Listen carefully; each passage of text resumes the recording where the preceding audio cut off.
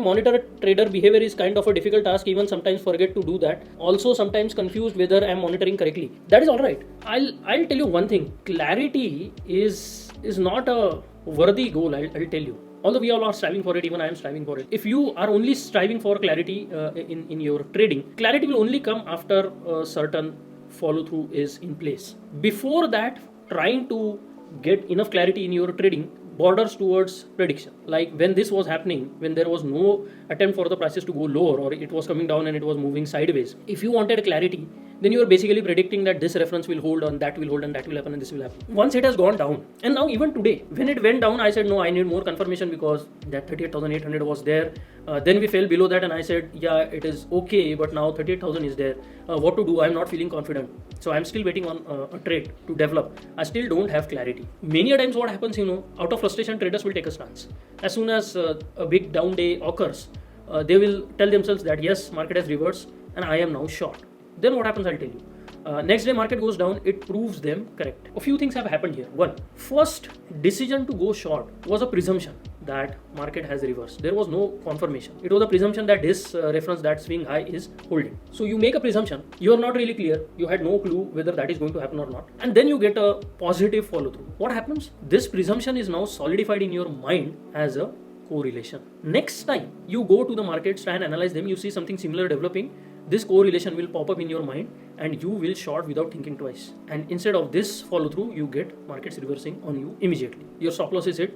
Now what has happened? The correlation is still in your mind. It is very difficult to get rid of a correlation. You have to work very hard, not presuming things in the first place, and if at all you do some presumptions, not letting them get converted into correlation. This correlation is going to haunt you for a long time. You will have to lose money on multiple occasions before you start questioning this correlation. That is the reason why having clarity can be misleading, because here you presume something, you chose to believe on it, and what you relied on, probably you have put a stop loss, and now you are relying on markets. You're at the mercy of the markets. Markets go in your favor, they prove you right. Now suddenly all the credit is taken by you, because now this correlation is solidified in the mind. Now you have found that correlation, you acted on that correlation, and it has proven you right by going down. So this correlation is now solidified in such a strong way in your mind that it is very difficult to move it.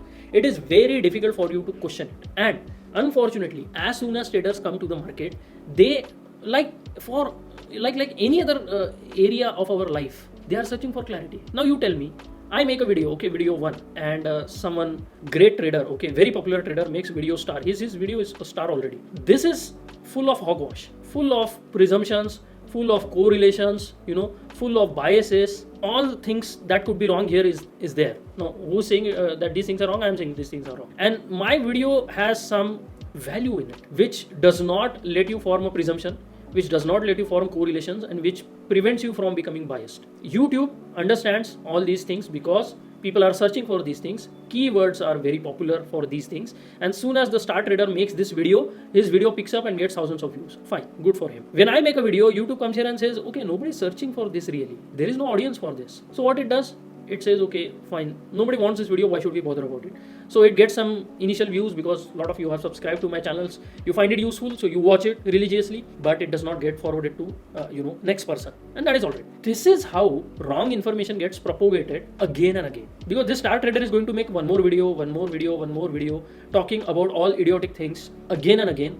And then he will have 1 million followers, I have 13,000 followers. If someone comes to YouTube, he sees 1 million followers and he associates 1 million with authority on the subject. What I'm trying to tell you is, so many of the thing that is in the public domain right now is plain wrong. And that is the reason why so many traders are still struggling with their trading. When I say that there won't be clarity, there won't be certainty, it is true. And when you come to a business like trading, clarity, certainty, these are not the things you should strive for.